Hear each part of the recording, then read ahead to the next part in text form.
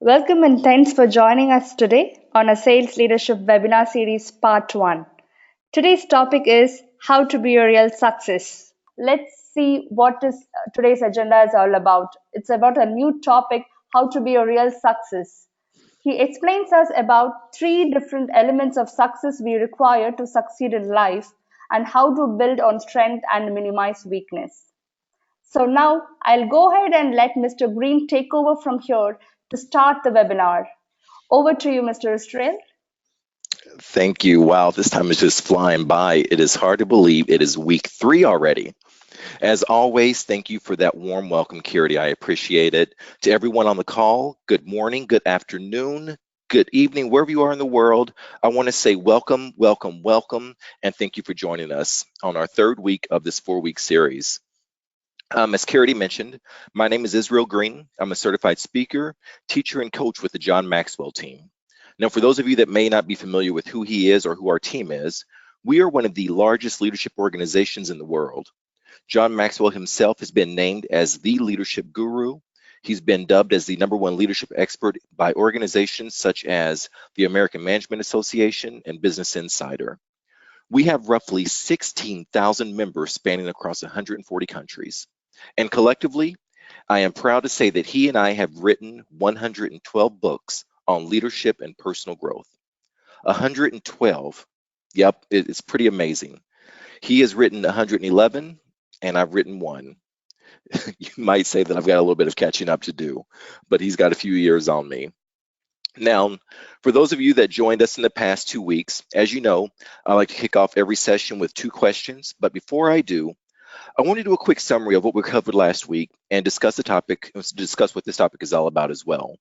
So over the past 2 weeks, we shared content from John Maxwell's leadership program, Everyone Communicates, but Few Connect.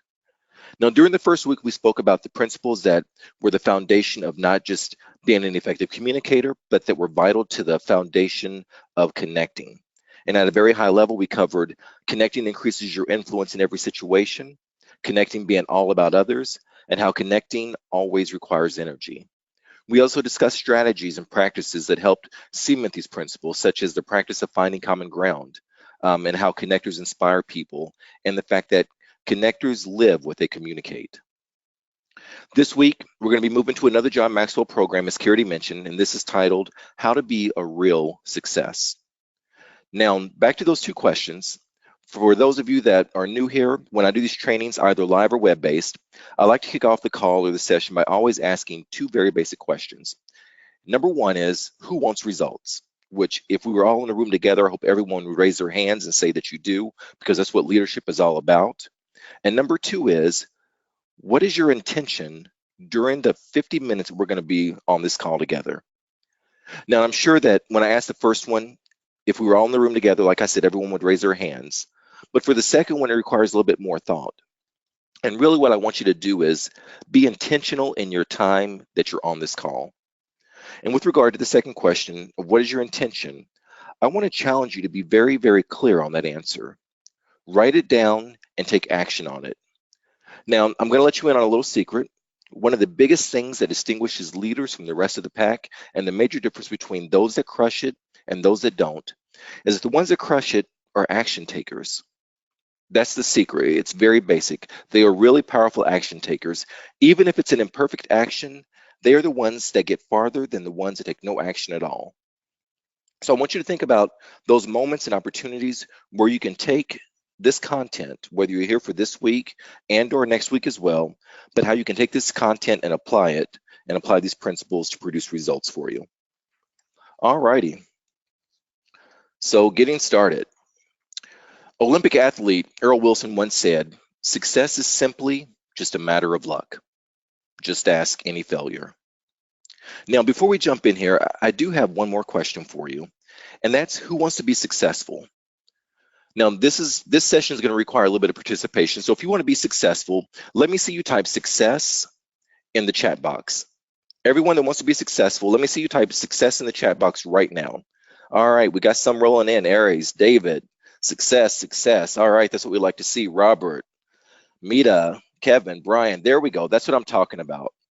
So the big piece here is if you want to be successful, you got to know what success is.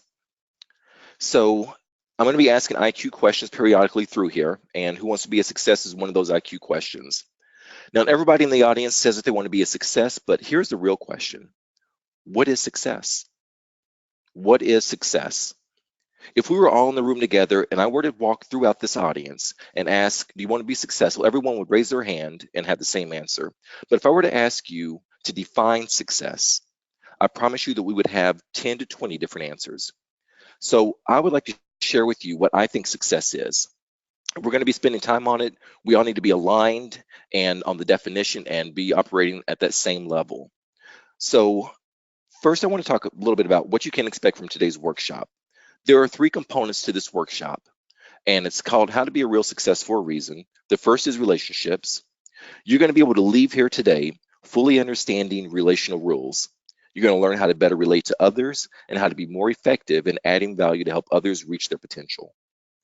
The second one, as it relates to equipping, you will learn the importance of equipping and how to better recognize and build on the leadership potential in those around you so that you can carry out your vision.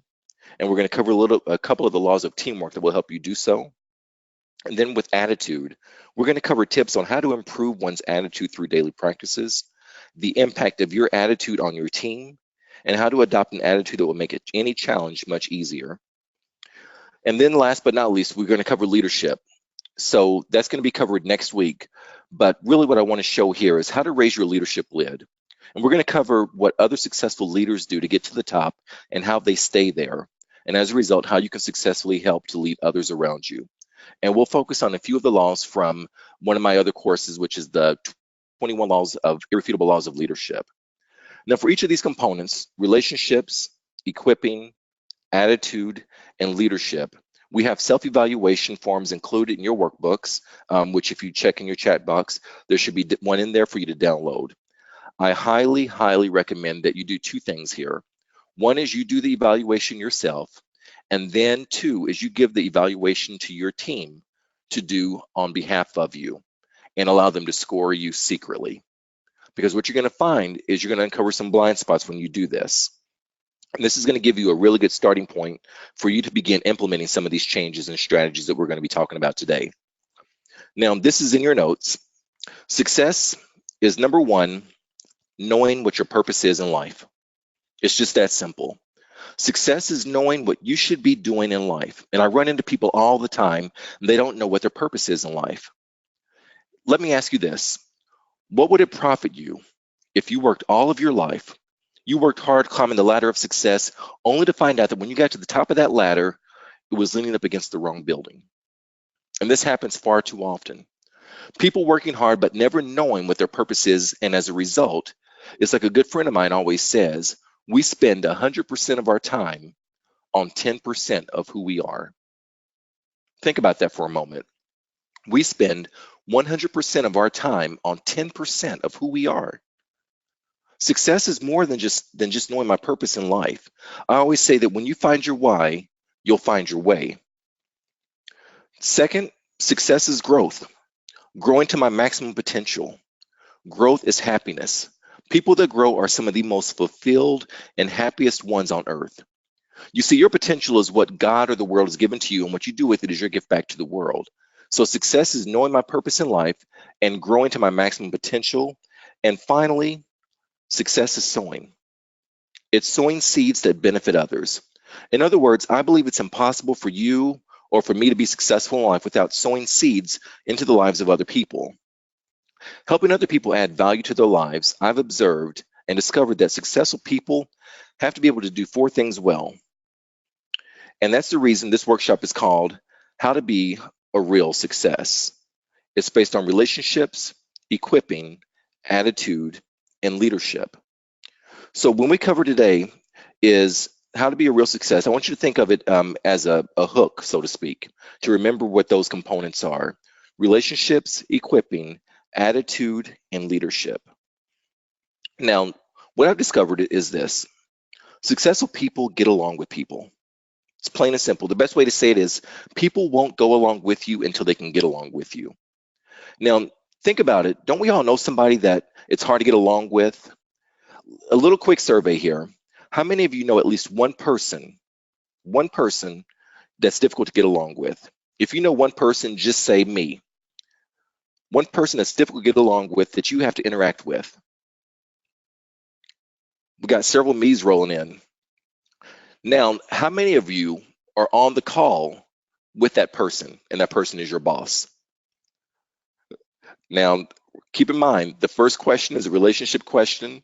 The second question is an IQ question.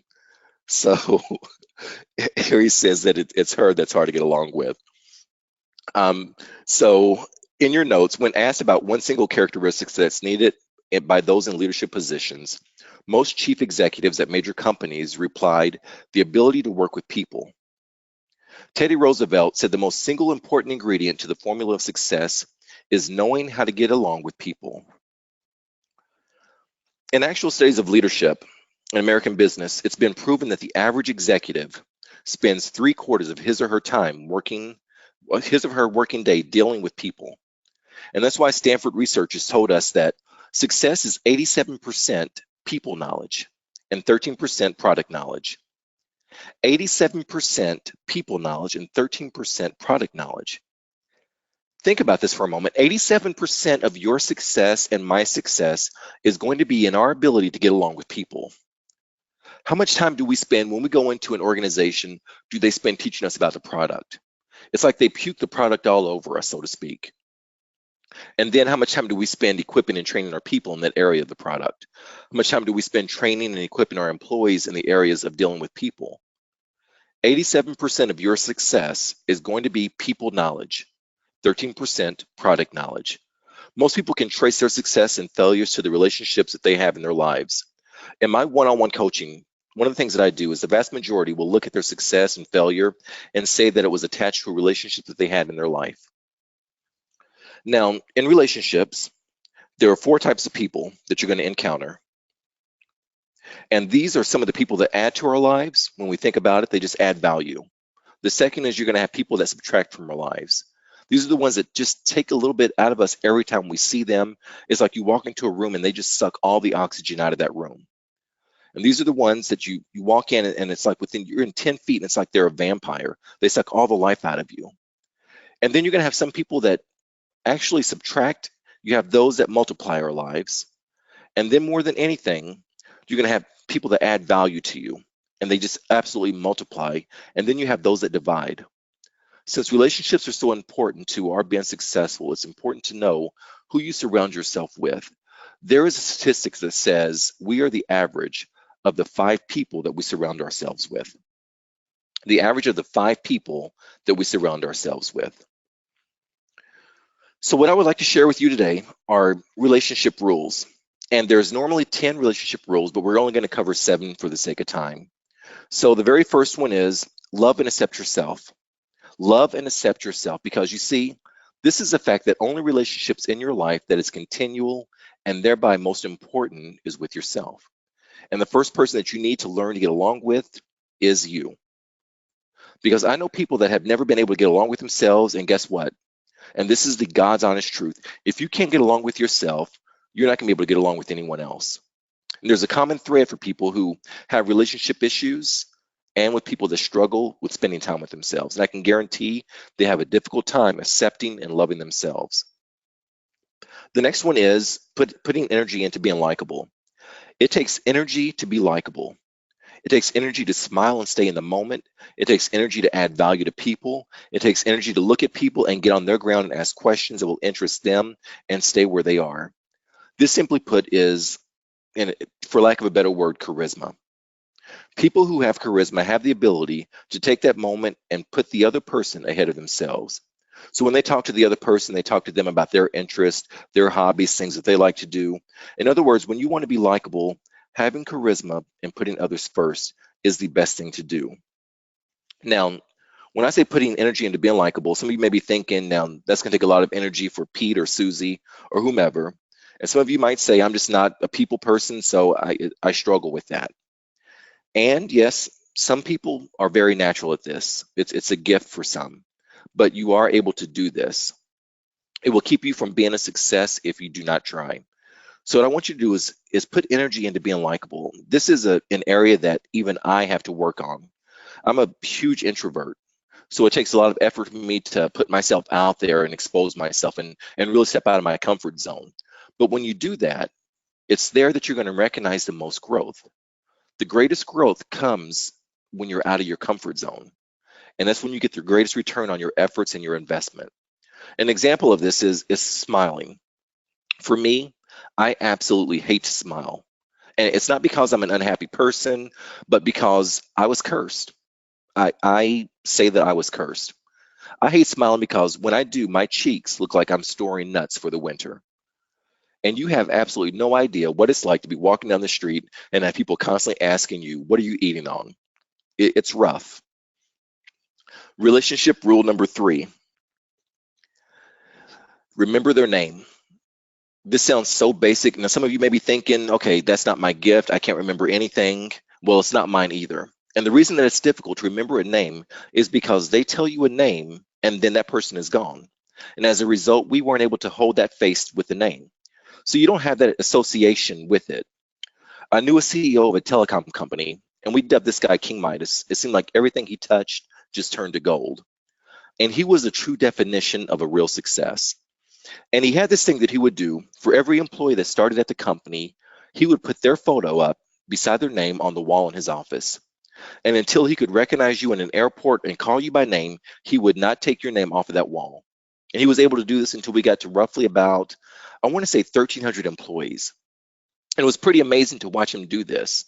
He would come into the office and toss the football over to you and say, "Hey, Israel, how you doing today? What questions do you have for me?" And it was like it was a gift, but the reality is it wasn't a gift. He just simply put effort and energy into it. And he would do this because he knew and he understood that when you can remember someone's name, it shows them that they were important to you. So here's a few tricks to help you remember someone's name. Number 1, when you meet the person, meet and repeat their name. If they say, "Hey, my name is Charlie," relay it back to them. "Hey, Charlie, nice to meet you. My name is Israel." The second thing is to create a memorable link. The brain works best when you can link 2 factors together.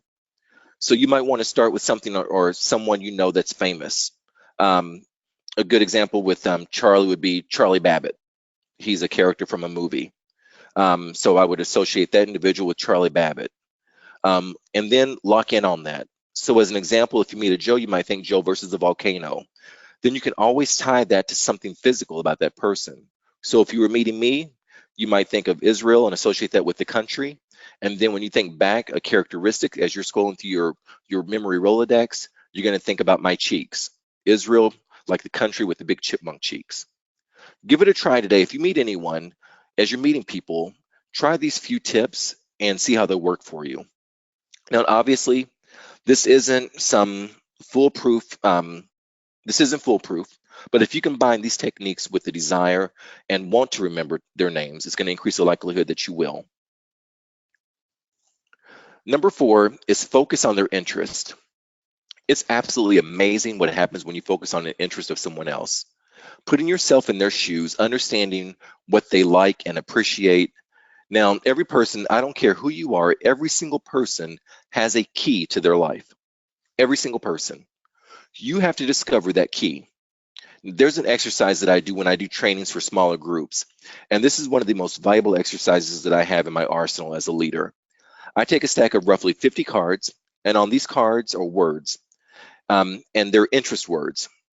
And I basically sit down, and the interest words are things like family, values, learning, money, time off.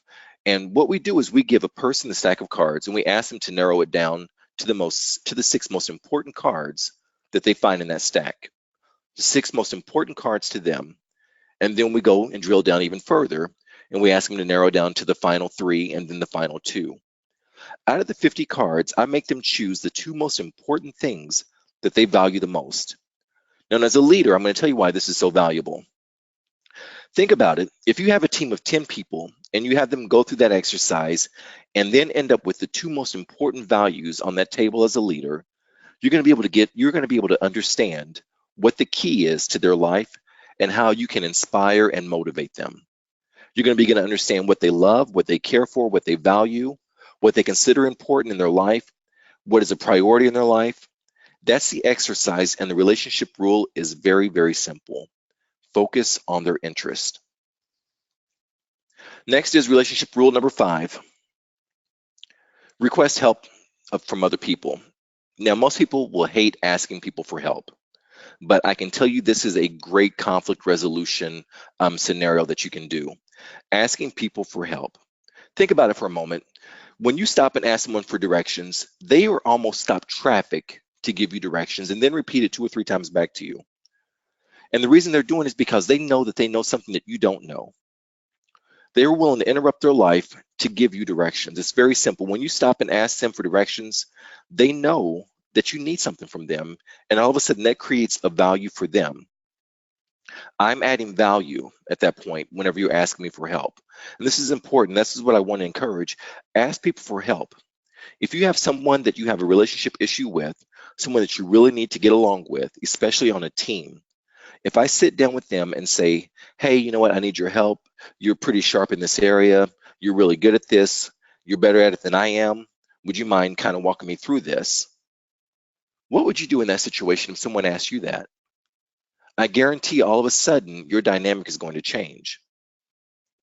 I've found that if I ask them to help me, I become vulnerable to them, and especially if they give me some advice that I can use and then give them credit for 2 or 3 days later, that's the key to building relationships.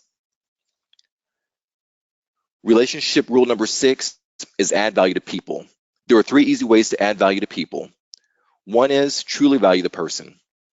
It's that simple. We will not continue to add value to others that we truly don't value. And if we don't value people, we will begin to take advantage of them, manipulate them, ignore them. We'll begin it to be a little bit of a disgust with them. I got to keep working with them. If we value them, it takes our communication with them up a whole nother level. Second thing on the list is make yourself more valuable. As a leader, we have to continue to get better. The leader has to stay in front, and the only way to do that is continue to stay sharp. If you don't keep learning and staying ahead of the group, then the group is going to pass you up. So the only way to continue is to keep learning, keep adding to your resources, and keep sharing that knowledge. Third is we add value to others when we know and we can relate to what they know. And this goes back to the idea of knowing the keys to the people's lives. The key is to listen, ask questions, and listen. The most successful leaders are very good listeners. And the last one on the list, and it's not on the diagram here, but the 101% principle. And I love this one. This is why I included it. You might be thinking, what is the 101% principle?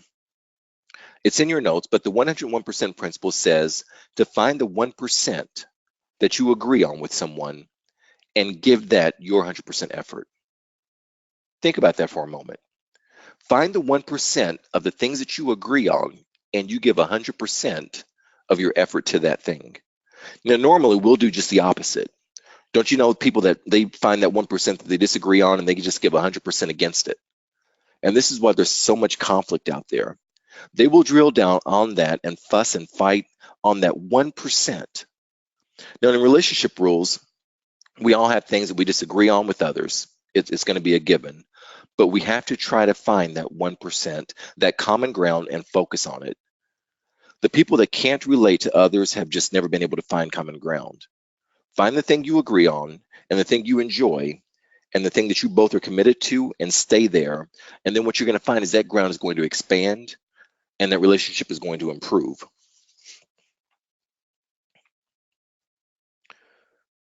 So next on the list is equipping.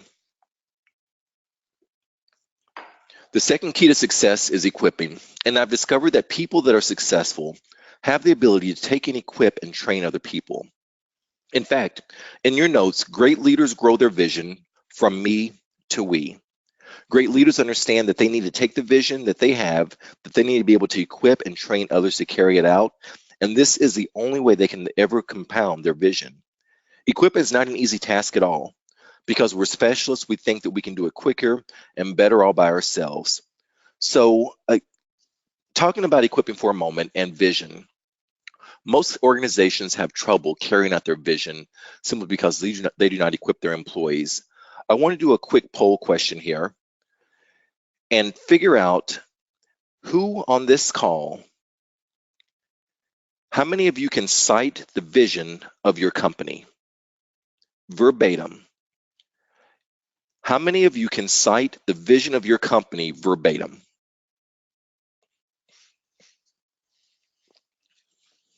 And we'll give it about 30 seconds here.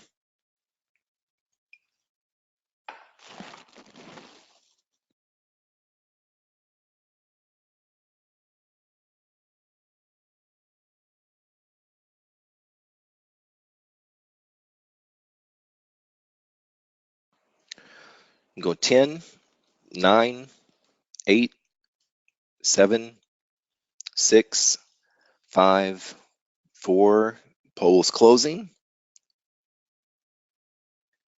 And we are closing the poll.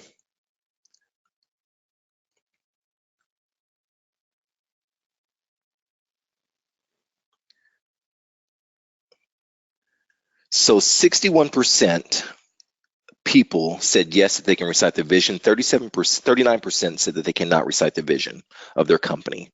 And this is simply because of the fact that when you don't equip people, they're not aligned with that vision of the company or the mission of the company.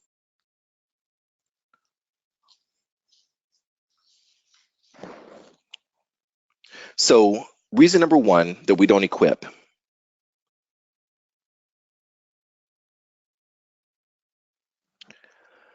Reason number one is it's hard work. Equipping people is not easy. And I've discovered when you equip people, they don't stay in place.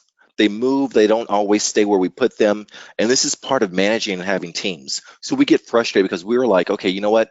I'm going to put all this energy into equipping this person, bringing this person up, training this person, and then they're going to jump ship and move on me. Guys, that's part of management. That's part of leadership. Don't take a look at it as hard work on your part. Take a look at it as a feather in your cap when they do prepare to jump ship, because you've equipped them and prepared them to be able to rise above the ranks. Number two is we underestimate people. One of the reasons that we fail to equip people is because we truly underestimate what they can do.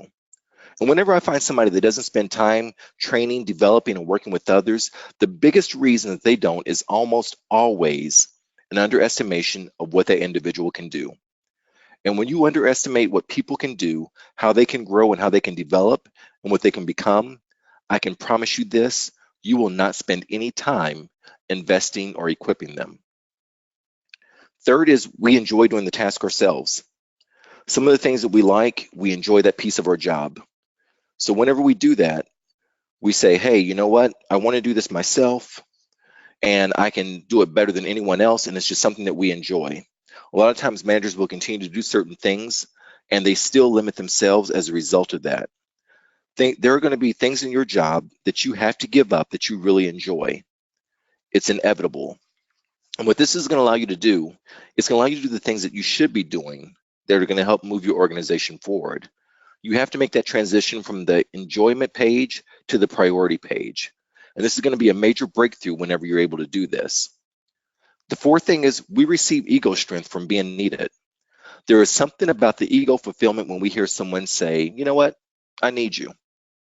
Or when someone says, oh my goodness, I couldn't do it without you. Thank you so much.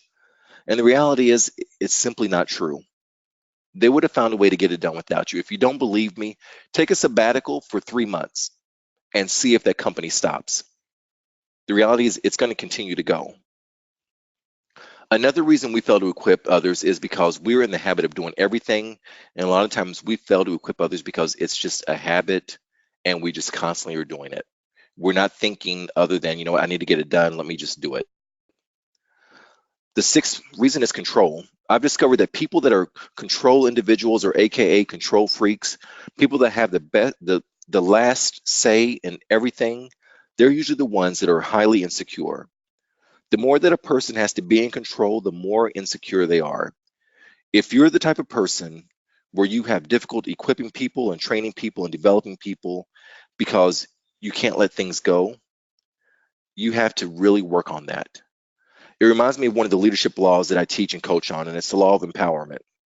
And it states that secure people give power away. Insecure people control. They hold on to it, they protect it, they defend it, they put a fence around it, they memorialize it. Don't be afraid to give up that control. Another reason is that we don't notice that leadership potential in those around us. And this goes back to the second one.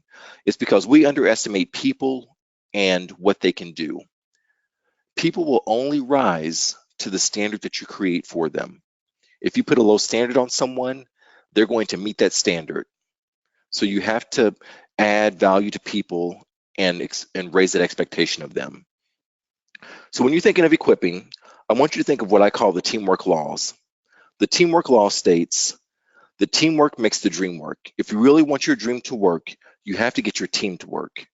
If you don't have a team that works well together, what you're going to find is that the dream is going to quickly turn into a nightmare. And if you have a dream and not a team, well, that's the gap. So a couple of laws that are going to help you understand the value of that is number one, the law of significance. Now, the law of significance states that greatness, one is too small of a number to achieve greatness. You're going to run across people all the time that will have you believe that they're a self-made man, that they want this congratulations, and honestly, it's not owed. The reality is that those things that they do, they're significant because they included others. It's almost impossible to name one significant event in history that was accomplished by just one person and without the help of anyone else. If you were to try, what you would quickly realize, if you start thinking about this, be it Martin Luther King, Cesar Chavez, John F. Kennedy, Joan of Arc, you're going to find that they all had a team around them. One simply cannot multiply. You have to have a group, you have to have a team. And what I've discovered is if you want to have a great idea, you have to have several good ideas. And when you bring other people in, you begin to share the good idea with others, and all of a sudden, you get 5 or 6 great ideas, and the synergies start to flowing from that. That's the value of teamwork. That's the value of bringing people together as a team. When I deliver these trainings and working sessions regarding teamwork, the big question I get always is, you know what, how do I know if I have a good team? And you might be thinking about the same thing. Obviously, it comes in the results. But if you're not there yet, you're not seeing the results, how do you know if you have a good team? Well, one way, and it's an absolute fact, if you have a good team, you're going to know because when you throw an idea at them, a good idea, they're going to give you a better idea back. If you have a good team, then you suggest something, they're going to suggest something at a higher level. The fact of the matter is 100% an absolute fact. People, the right people, will always make me or you better. One of us is not as smart as all of us, and that's the value of understanding, equipping, training, and building a team. Another teamwork law is the law of Mount Everest, and this says that the challenge escalates the need for teamwork. As the challenge escalates, the need for teamwork elevates. And this law is about gathering and growing a team to accomplish something big. In other words, the question is, who are you bringing around you? Who's in your circle? Remember that we are the average of the 5 people that we surround ourselves with. So think about your inner circle. And I don't mean just business, but out in just your community, at home, in your personal lives. Who is in your inner circle? And you are the average of those 5 people that you surround yourselves with. So there are 2 questions. Who are you bringing around you? And what are you doing to develop them? Because it's more than just gathering people around you. That's good, but it's not enough. You also want to grow them. And this law basically says that if you're just going to climb a hill, you don't really need a team. Get your shorts, your hiking boots, and go at it. But if you're going to take on something larger and bigger than life, you got to have a bigger team.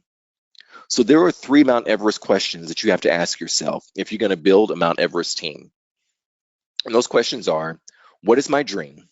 And it's a great question. What is my dream? What am I trying to accomplish and achieve? Because I can tell you this, the size of your dream determines the size of your team. Number 2 is, who's on my team? And this is an important question because people talk about their dream team, but they haven't been able to talk about who's actually on it and what they're bringing to the table. A big dream and a bad team is a nightmare. Number 3 is, what should my dream team look like? In other words, if I have this Mount Everest dream, what should my team look like? Because only when the team and the dream match up do you fulfill that dream. Now, when you start out dreaming, it's always going to be bigger than your team. It's just going to be the way that it works. But as you start to build and grow, you need to make sure that you're surrounding yourselves with the right individuals. So last on the list for today is attitude. Remember to be successful, relationships, equipping, and attitude. The letter A stands for attitude, and Hugh Downs was right when he said, a happy person is not a person with a certain set of circumstances, but rather a person with a certain set of attitudes.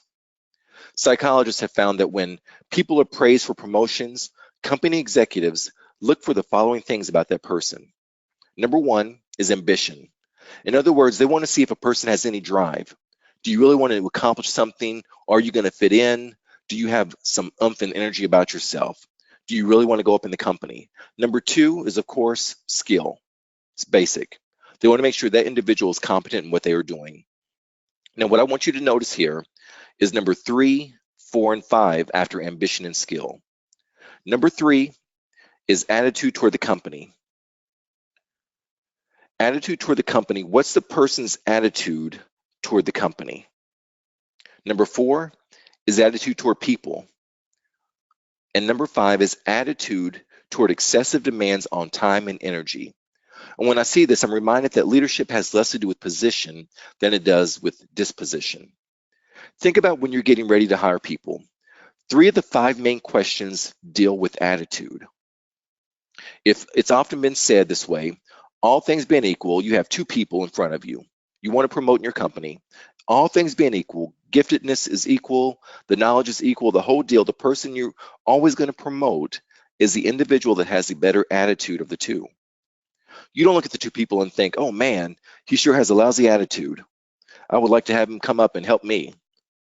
I've often said attitude more than anything else in a person's life is a major disqualifier. Now, more people have been sidetracked, set back, and sabotaged simply because they just don't have the right set of attitudes more than anything else. And there's an attitude inventory in your workbooks. And when you take this inventory, I want you to be brutally honest with yourself on where you stand as it relates to attitude. Ask yourself, how are you doing in these areas? And there are 5 areas that I just spoke about that people look for when they begin to hire and when they begin to promote. What I want you to do with this inventory is increase your level of consciousness when it comes to these 5 things: ambition, skill, attitude toward company, attitude toward people, and attitude towards excessive demands on your time and energy. Because what's going to happen is, as you become more self-aware about this, you're going to raise your lid, and it's going to make you more conscious of it when dealing with others, and when you're dealing with people that you're hiring. So when you're working with individuals and when you're managing projects and the teams, think about this and look at the 2 people that you're comparing. So I would challenge you for each of these evaluations and inventories that are in this workbook, have yourself do one and then take one to your team and have them do one in an anonymous situation. Because I want you to see how you perceive yourself and how your team perceives you and get that holistic view from things. So here's what I've discovered. Number 1, our attitude is a choice. Of all the things that I can say about your attitude, the most important, your attitude, my attitude, it's simply a choice. And I cannot stress this enough. Your attitude is a choice. In other words, the attitude that I have right now, Israel Greene attitude, that attitude right now is me and mine personally. I personally chose that. And the same goes for you. The attitude you have right now, you've chosen.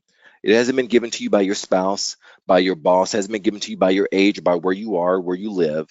The most important thing, and I'm stressing this because daily adults choose not to buy into this fact. And people oftentimes think that their attitude is dictated by how they start their day, their relationship that they're in, the job that they don't like, or the place that they live. And they're constantly blaming their attitude on everything else except for themselves. Now, the sooner these individuals understand that their happiness and their contentment are within, the sooner that they're going to excel. If you are plagued with an attitude problem and you end up ranking yourself as a 1, a 2, or a 3, you're going to find that the day you wake up and reckon with this as a choice that you control is going to be one of the greatest days of your lives. The only person that can make you happy is you. That's it. There's a story of an NFL coach's wife, and she was sitting on a press conference for his new assignment. And knowing that they moved around a lot, one of the PR people asked her the question, and he says, "Hey, what's your favorite place to live?" And without missing a beat, she looked and said, "Every place I lived." As a coach's wife, I knew that I was going to live in a lot of different places, and I decided long ago that wherever I was, that would be my favorite place. Attitude and perspective. You ever encounter people that they have that destination disease and they think, well, if I can just move there, things are going to get better. If I can just get over there, things are going to be better for me. And it's a destination disease. Just if I can live there, I'll be happy. Happiness isn't out there, happiness is within yourself. Please understand your attitude is a huge choice. And that's why I never feel sorry for people with bad attitudes. When people are grumpy or angry, I need to get away from them because they will suck the life out of you.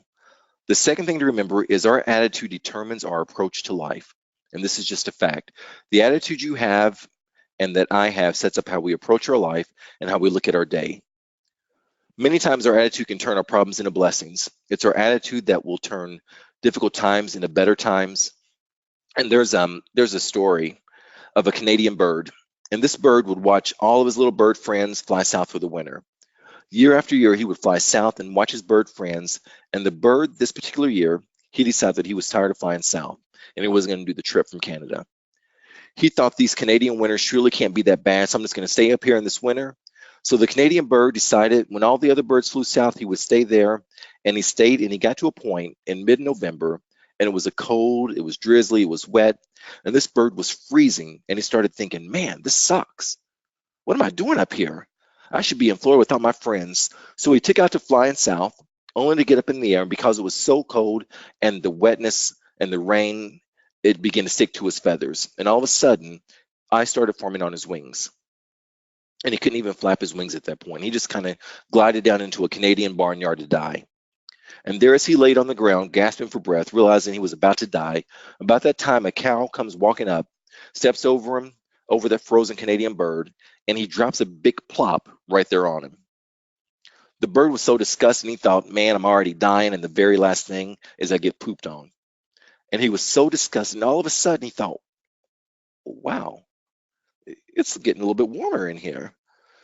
Okay, and the ice began to melt and it began to thaw out and the wings began to move a little bit and the bird started chirping. He's like, "Oh my, oh yes, yes, yes, I'm gonna live, I'm gonna live."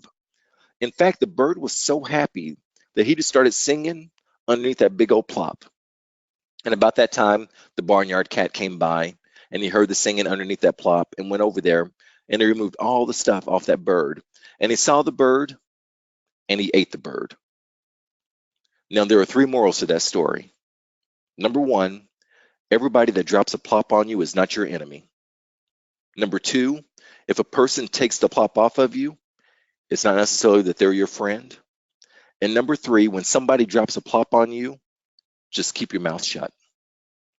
Attitude and perspective, my friends.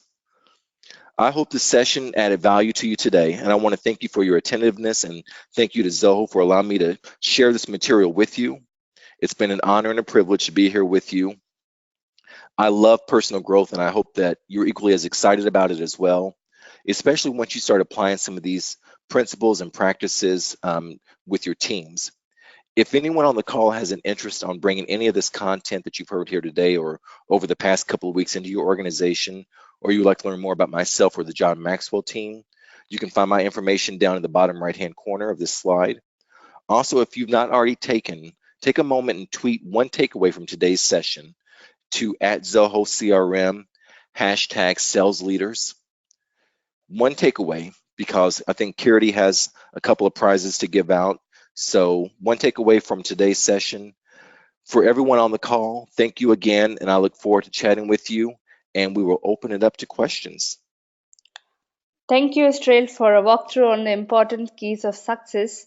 So before we move on to questions, audience, I would like to let you know that we have few worksheets on how to be a real success on the handout column mentioned at the GoToWebinar panel. So request you to download and you can actually take the exercises later whenever you find time. So the worksheets are mentioned at the handout session. So please go download over there. So now we have come to the end of the webinar. So we hope you found it useful. So don't forget to post your tweets for a chance to win a surprise. So make sure you tag us at ZohoCRM and use hashtag sales leaders. Also, don't forget to join us on our last leadership webinar series, How to Be Real Success Part 2 on next Wednesday, February 28th. So any questions, please post them in the GoToWebinar panel. I think Israel would love to answer those questions.